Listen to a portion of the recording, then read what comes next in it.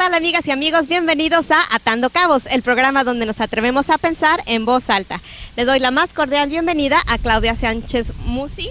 Ella es psicóloga de emergencias y desastres, terapia y da talleres, psicóloga clínica, psicoterapeuta transpersonal de interpretación del lenguaje del alma, de psicoterapia corporal, psicoterapia biodinámica Boysen, terapeuta en el sistema de plantas de poder del México Antiguo y escritora, y también da meditaciones guiadas. Bienvenida, Claudia. Muchas gracias. También le doy la más cordial bienvenida a Carlos Serrano. Él es filósofo, teólogo y neuroprogramador certificado por The Society of NLP y doctor del Richard Bandler. Es creador de la programación neurolingüística, director del Centro de Neuroprogramación y Aplicaciones Mentales. Bienvenido, Carlos. Muchas gracias. Muchas gracias por acompañarnos en esta edición y vamos a platicar de lo importante que es atender nuestras emociones y en específico respecto del síndrome de estrés postraumático.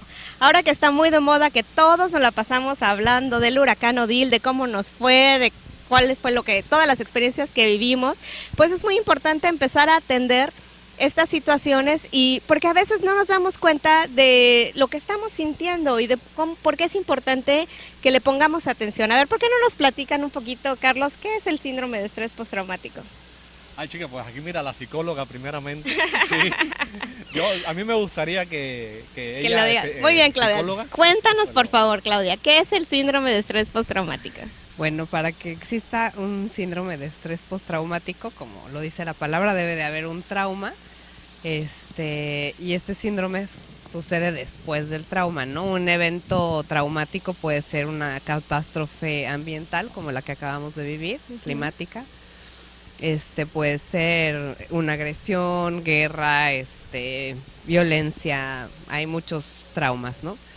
Lo que sucede con el síndrome del estrés postraumático es que sucede después, como lo dije, de un trauma fuerte, en donde la persona revive constantemente de muchas formas diferentes el evento ocurrido, ¿no? Claro. Entonces, a la persona se le hace un poco difícil volver a la normalidad porque de muchas formas, ya sea en sueños, a través de sus emociones, empieza como a venir otra vez el sobresalto de lo que vivió en el trauma. Claro, y entonces de repente estamos soñando que otra vez estamos en el huracán o estamos soñando que otra vez nos asaltaron, porque hay muchas cosas que nos pueden estar pasando, que cuando nos corrieron, ¿no? O sea, un trauma a veces piensan las personas que un trauma es nada más algo como muy grave, ¿no? Y muchas veces, dependiendo de la sensibilidad de cada quien, pues una experiencia que una persona podría pensar que no es tan importante puede significar verdaderamente un trauma para esa persona. Por ejemplo, los niños, me pregunto cómo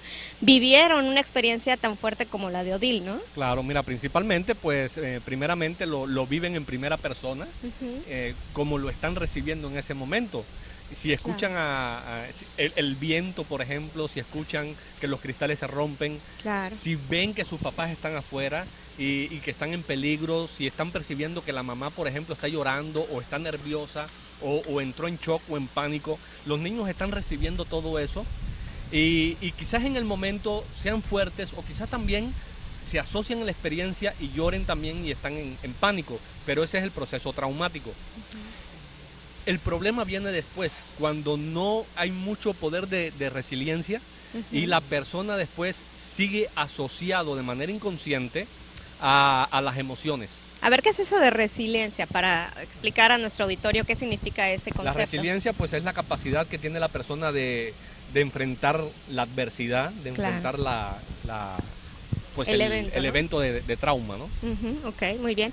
¿Y cómo podríamos, porque a veces también tiene mucho que ver, digo, todos como adultos tendremos mucho la idea y el deseo, o pensamos que siempre podemos manejar todas las situaciones, ¿no? Es muy común escuchar ay, no, si yo me asaltaran, seguro que haría esto. Ay, si a mí me hubieran dicho eso, no, yo seguro que hago el otro. Y hasta que no estamos en esa situación, verdaderamente podemos saber cómo íbamos a actuar.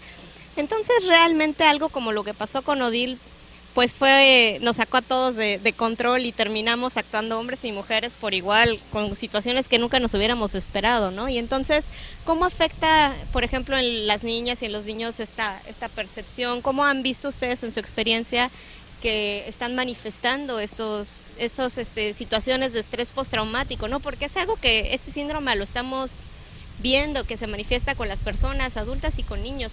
¿Cuáles son como algunos ejemplos de esto, Claudia? Bueno, es diferente con los niños que con los adultos, ¿no? Lo que sucede con los niños es que te puedes dar cuenta cuando están bajo el efecto del estrés postraumático, cuando en sus juegos es recurrente el tema del trauma que vivieron. Claro. ¿No? Si todo el tiempo que están jugando están recreando una y otra vez de alguna forma lo sucedido, ¿no? Okay. Y bueno, también mucho a través de su sueño, de cómo están durmiendo, cómo están reparando, de qué tantas pesadillas están teniendo. No necesariamente tienen que ser pesadillas en relación al trauma, pueden ser muy irracionales, pero bueno, básicamente... Como por ejemplo... Pues como por ejemplo, no sé, a lo mejor nosotros tuvimos la experiencia del huracán, pero puede ser que los niños empiecen a tener sueños con monstruos. O sea, no necesariamente es que sea una y otra vez el sueño recurrente del huracán, ¿no? Pero sí pesadillas y temores nocturnos, ¿no? Claro. Otra de las cosas que le sucede es que empieza a haber como un retroceso en cuanto a situaciones que ellos ya lograban manejar muy bien, ¿no? O sea, por ejemplo, si estaban en una etapa del desarrollo en donde ya lograban ir al baño, controlar esfínteres, etcétera, lo que sucede es que van para atrás, ¿no? Ya, okay. Y en los adultos, pues hay muchos otros síntomas, ¿no? Es diferente. Lo que sucede con los adultos es que varía también en cuestión del tiempo y depende de las personas, porque hay gente que cree que el síndrome del estrés postraumático se da luego, y no es cierto. O sea, sucede, por ejemplo, al principio, cuando es el trauma, lo que sucede es que nuestros niveles de adrenalina son muy grandes. Claro. Entonces, activamos, digamos, como todos los sistemas de defensa. Para responder, ¿no? Para responder y para sobrevivir. Estamos como en una lucha por la supervivencia. Y en esta lucha por la supervivencia, estamos activos, estamos conscientes, estamos alertas, estamos moviéndonos, ¿no? Claro. Cuando esto termina, digamos, y viene como un periodo de relajación en donde la gente dice, ay, bueno, ya me puedo relajar, ya me adapté, ya como que mi casita quedó más o menos lista, ¿no? Ya puedo cocinar, ya tengo agua, ya hay luz, ¿no? En ese momento que creen que ya las cosas están regresando a la normalidad, es cuando ¿ahorita? se comienza a presentar el síndrome del estrés postraumático, porque las defensas bajan, ¿no? Ya no estamos en esta alerta en la que estábamos. Y pues se empiezan a somatizar la gente como todas las emociones que no se fueron trabajando en ese momento, ¿no? El inconsciente habla. ¿Qué significa eso de somatizar o que el inconsciente habla? ¿Cómo habla? ¿Cómo lo se somatiza o cómo nos está dando esas señales de alerta? Claro, mira, cuando hay un estrés, cuando está, por ejemplo, el ODIL, estaba la situación y realmente te asocias a muchos estímulos visuales, por ejemplo, auditivos. Tengo casos de niños, por ejemplo, que ante el ruido, ellos en ese momento de ODIL se sintieron en un estado de pánico y en un estado de alerta, como dice Claudia. Pasa el tiempo, y esto también en las personas adultas, por ¿sí? supuesto. Se asocian a experiencias. Pasa el tiempo y, por ejemplo, hay mucho ruido en el salón de clase y el niño activa nuevamente el pánico porque es una asociación inconsciente. Claro. Entonces el niño irracionalmente es que siento un estado de alerta, siento un estado de pánico, un estado de mucha ansiedad, no me puedo mantener quieto. ¿Por qué? Porque a nivel inconsciente existe el peligro. Claro, su mente consciente no está percibiendo peligro, pero sus sistemas internos, sistema límbico, sistema reptiliano, están percibiendo realmente el problema y se asocia entonces a lo que estaba antes asociado. Y lo delicado que es que, por ejemplo, los maestros y las maestras sepan detectar cosas así, ¿no? Porque a lo mejor si el niño de repente no se está quieto y no se puede quedar en su lugar y si nada más la persona o el adulto que lo está cuidando no sabe identificar que puede ser una situación así, pues termina por catalogarlo como un niño problemático, ¿no? O travieso, o no puede estar poniendo atención y a lo mejor pueden ser estas condiciones, ¿no? Que estos niños y niñas están tratando de decir que algo está pasando, ¿no? Exacto. Sí, yo creo que por eso ahorita es muy importante sí ser conscientes de que necesitamos atender la parte emocional y psicológica de las personas. hay algo que sucede que también es parte del estrés postraumático, que es la evitación, ¿no? De pronto pensamos que al evitar el conflicto, al evitar pensar en eso que sucedió, Claro. estamos como ayudándonos, y es todo lo contrario, ¿sí? La evitación nos lleva a la negación, la negación también nos lleva a la somatización, a enfermarnos y a causar todavía mucho más problema. Entonces, la olla de vapor. las cosas son como Tienen que son saber, y se exacto. tienen que atender, y sí se tienen que atender. Entonces, no se trata tampoco de causar alarma ni de estar en la paranoia total y de decir es muy terrible, no. Tenemos emociones, hay que liberarlas, hay que trabajarlas y hay que permitirle a la gente que lleve un normal desarrollo dentro del proceso que está viviendo para naturalmente volver a la homeostasis, a la armonía, a la sanación, ¿no? ¿Y cómo bueno, vamos a un corte comercial y regresamos platicando sobre cómo podemos empezar a tratar esas emociones y cuál es la mejor manera de atenderlas? Volvemos.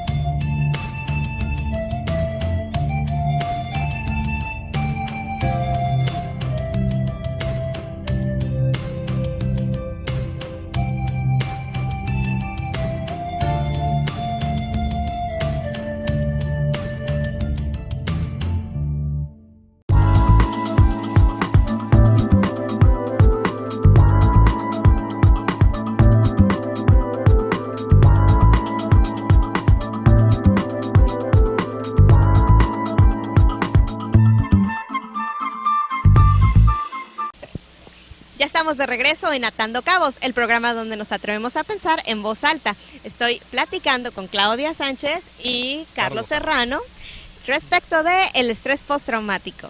Bueno, a ver, antes del corte estábamos platicando de todas las maneras en las que podemos identificar que podemos estar en esta situación en la que estamos reviviendo estos eventos traumáticos. Y ahorita me gustaría entrar a la parte de cómo podemos tratarlos, Claudia. ¿Qué podríamos hacer para empezar a atender nuestras emociones? Pues bueno, la primer cosa y más importante es que debe de haber una autoobservación profunda y darnos cuenta de que hay algo que está sucediendo diferente. Okay. No querer negarlo o taparlo, como lo decía, ¿no? Porque muchas veces desde la parte positiva o optimista queremos, que está muy bien, ¿no? Echarle ganas y decir, no, pues se me va a pasar y a lo mejor siento esto, pero no hay bronca. Salir adelante. Ahí es muy importante cacharnos, porque podemos estar entrando como en la negación, y obviamente eso no nos va a llevar a que se incremente, ¿no? El estrés, porque no lo estamos realmente atendiendo. No es algo como que se nos va a olvidar eventualmente. Entonces sí es porque así. hay un duelo. Por supuesto. Hay un duelo porque vivías en una comodidad, en una zona de confort, en una zona de logros, y muchas veces hay una interrupción y se rompe todo. Claro. Y es como si no vivieras un duelo y no se murió tal persona. Claro. Exacto. De Sí, repente, totalmente, ¿no? De repente no se destruyó todo mi negocio y ya tengo que... De repente no pasa nada. Sí, exacto, no pasa nada, vamos a volver a echarle ganas. Sí, qué bueno tener esa perspectiva positiva, siempre va a ayudar mucho, mejor que no tenerla. Claro. Pero sin dejar de atender que hay ciertas emociones y ciertas reacciones que también son fisiológicas que hay que atender, ¿no? ¿De qué forma? Bueno, pues si nos empezamos a dar cuenta de que no estamos pudiendo dormir bien, de que hay ansiedad, sobresaltos, mal humor, situaciones que cada quien va a ir resolviendo, pues pedir ayuda, ¿no? O sea, muchas veces creemos que solos lo podemos conseguir. Si es un síndrome que requiere de ayuda terapéutica, de preferencia, Claro. Buscar una terapia, ayuda mucho muchas cosas, ¿no? También ayuda mucho a hacer ejercicio, hacer yoga, meditar, ¿no? Técnicas como para descargar, por ejemplo, cuestiones emocionales muy atrapadas, ¿no? El kickboxing, por ejemplo, es muy bueno como para liberar físicamente. Pero bueno, yo donde más los recomiendo es como si acudir a una terapia en donde puedan ser acompañados en el proceso. No, y lo más importante, por ejemplo, como padres, poder acercarnos a nuestros hijos y poderle decir, Pipo, ¿qué sentiste? A ver, ¿qué experimentaste? Compartir con ellos la experiencia. Compartir, por ejemplo, y esto en la inteligencia emocional, vas educando en las emociones. Mira, yo sentí miedo, yo sentí temor, yo sentí susto. El día siguiente del huracán, cuando fuimos por el pueblo, ver todo destruido, sentí impotencia. Cuando llegamos al negocio y vi todo roto, las sillas voladas, yo sentí mucha impotencia. ¿Qué tú sentiste? Entonces, es decir, lo que yo sentí es natural. Claro. Entonces, poder acercarnos y poder compartir. Y es una oportunidad también de poder crecer en familia.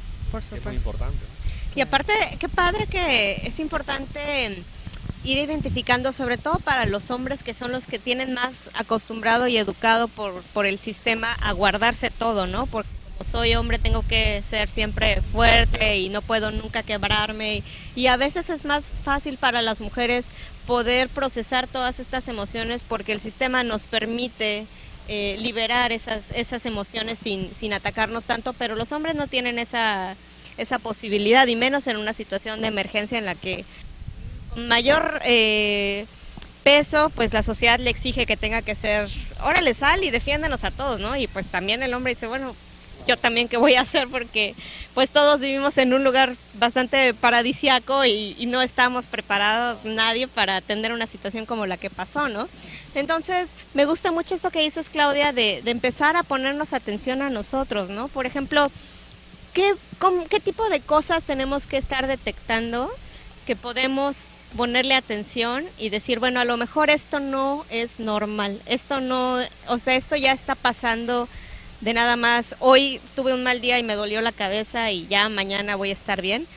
Bueno, esto es algo que me está pasando todos los días y todos los días estoy de mal humor y todos los días estoy voluble y entonces de repente ya empiezo a tener hasta problemas en el trabajo porque le grito a todo mundo, ¿no? ¿Cómo podemos...? Pues mira, de los síntomas más frecuentes son, primero el sueño es donde más afecta, ¿no? O sea, sí hay afectaciones en cuanto a la duración del sueño, puede ser que te levantes más veces, que estés soñando pesadillas, que te esté costando trabajo conciliar el sueño.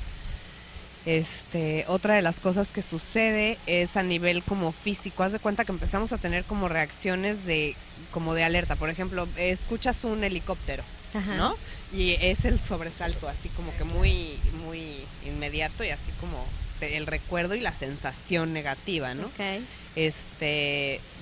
También la irritabilidad, o sea, sí estamos mucho más tendientes como a histerizarnos, a neurotizarnos, a contestar, estar irritables, etcétera, ¿no? Uh-huh. Pérdida del deseo de vivir y de la esperanza, ¡Ay, eso qué es fuerte! muy importante.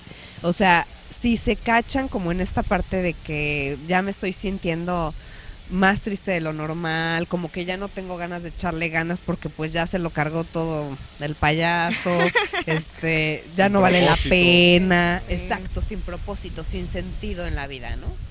Es también un síntoma. O sea, ¿cuál es el sentido de volver a construir si llega otro huracán y se lo lleva otra vez todo? Es ¿no? el Como pesimismo, ¿no? El el pensamiento pesimista, sí, Ujú. destructivo, exactamente. Alejamiento de la familia. Ok. Entonces, Incapacidad depresión. para sentir amor. Ahorita que dijiste eso de la familia, sí, muy importante, ¿no? O sea, como que sientes mucho más emociones que amor. Sí, por ejemplo, Ok. síntomas que puedes ver también y que llegan a consulta muchas veces, incremento en la parte adictiva, incremento en tomar más, en las personas que padecen quizás una adicción, Claro. se incrementa. ¿Por qué? Porque es la necesidad de escapar y la necesidad de huir de aquello que me afectó. Por supuesto. Entonces ellos no tienen recursos muchas veces para poder sobresalir y sobrellevar y enfrentar. ¿Por qué? Porque en su sistema así ha sido durante toda la vida. Y ahora no quiero ver lo que está sucediendo y lo que viene a futuro, que muchas veces es caos, conflicto, incertidumbre, principalmente. Y entonces me apego más a la adicción porque no quiero ver.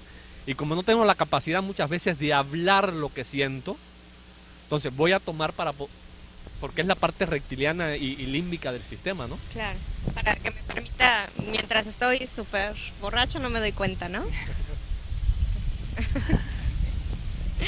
Y pues otra manera en la que a veces escuchamos que hay talleres grupales, porque hay personas que a lo mejor no les gusta ir con un terapeuta en particular.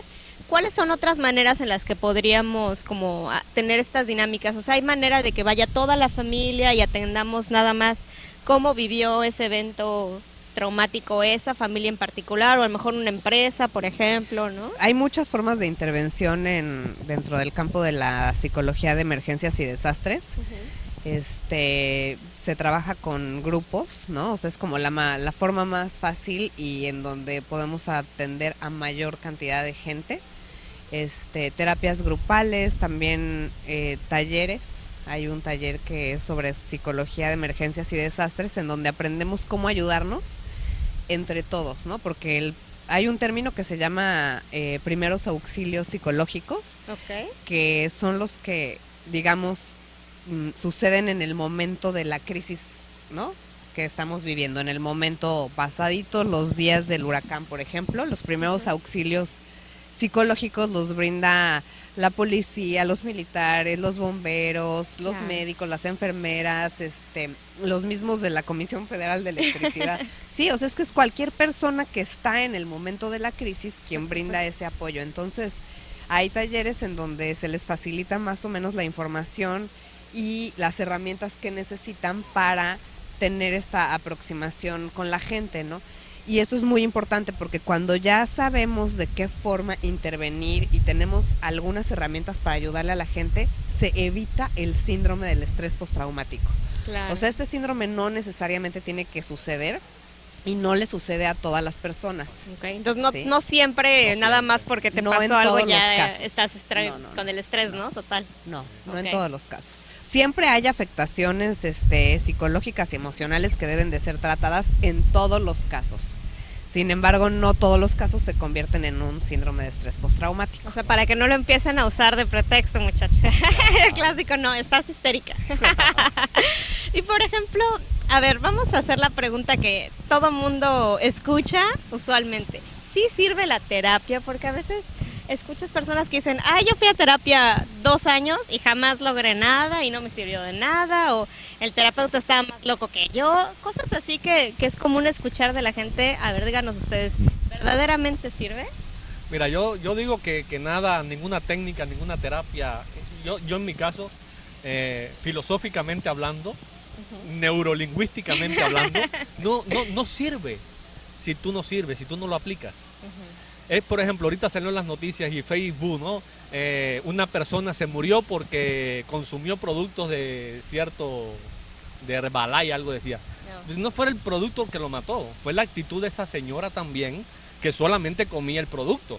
Se desayunaba el producto, comía el producto, es decir, todo se obsesionó, en exceso es malo. Claro. Por ejemplo, cuando no funciona una terapia no funciona cuando la persona no se hace responsable de sus actos, cuando la persona no se hace responsable de su evolución, cuando hay una dependencia, va por dependencia, por ejemplo, hacia su marido, pero ahora adquiere una dependencia con el terapeuta y no adquiere esa libertad personal que solamente ella o él pueden construir. La terapia no sirve, pero no es por el terapeuta o por la terapia, sino por su propio sistema codependiente, que es el que hay que romper. Claro. Entonces, ninguna técnica sirve.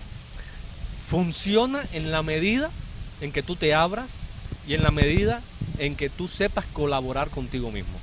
Ese es mi punto de vista, ¿no? Pero sí es innegable que habrá personas que a lo mejor se sientan mejor con una tanatóloga, o personas que les funcione más una terapia PNL, u otras personas que les sirva más una terapia en grupo, ¿no? O sea, como que sí, hay también que entender que, pienso yo, que si un terapeuta o no funcionó, pues te des la oportunidad de buscar otra técnica, ¿no? A lo mejor esa era la totalmente. Que te servía, ¿no? Yo digo que hay que confiar en la vida, ¿no? Fluir de la vida. Confiar en la vida, y confiar en la vida registrada. significa pues estar abierto a que lo que vamos necesitando en nuestro camino siempre va a llegar de la mejor forma. Entonces, lo que a mí me va a hacer bien me va a llegar, y tal vez sea una terapia de grupo, tal vez sean flores de Bach, tal vez sea platicar con una amiga, tal vez sea ir a un curso, tal vez sea un viaje. Hasta una dirección espiritual. Tal vez sea ver un programa de Atando Cabos. También, no se lo pierdan. Muy bien. Y algo más que quisieran ustedes como comentarnos, ¿cuál es como... Me gustaría que termináramos el programa, que nos explicaran qué pasa si no le ponemos atención a esto. O sea, que verdaderamente puede llegar a situaciones muy extremas, muy graves, o nada más ya vas a vivir toda tu vida traumado y listo ya. O sea, ¿a dónde podríamos estar viendo los excesos de un síndrome de estrés postraumático mal atendido o no atendido, ¿no? En general. En el psiquiátrico, De plano. sí. O sea, si me hablas de extremos, sí es un extremo. O sea, si un extremo de una persona que tiene un estrés severo que no es atendido puede llegar a causar severos daños psicológicos y psiquiátricos. O sea, de que empiezas a oír voces y, o sea, puede evolucionar algo tan grave como eso, que Bueno, pierdas el contacto con la realidad, etcétera. Yo creo que no es solamente producto del conflicto, es toda la historia que trae la persona también, terapéutica o no terapéutica, antes del conflicto, pasa el conflicto y qué se activó en el conflicto y qué no se atendió después del conflicto. Entonces, se puede llegar a un proceso psiquiátrico cuando atrás también ha habido antecedentes, pero no creo que el conflicto desate necesariamente o determine pues llegar a la parte alucinatoria o psiquiátrica, ¿no?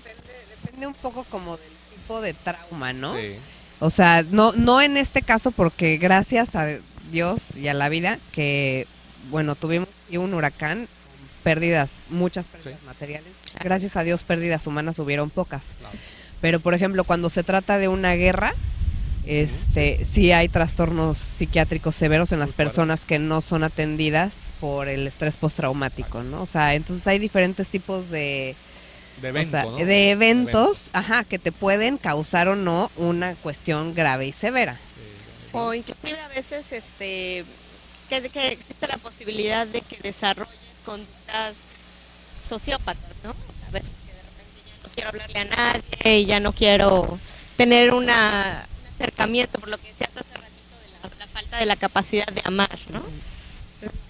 Me aíslo, soy niño y me aíslo y entonces crezco. Exacto. Y de repente ya en la secundaria todo el mundo me odia o odia a todo el mundo, ¿no? Como porque el evento traumático no es unitario, no es solamente lo que sucedió hablando de Odil, ¿no?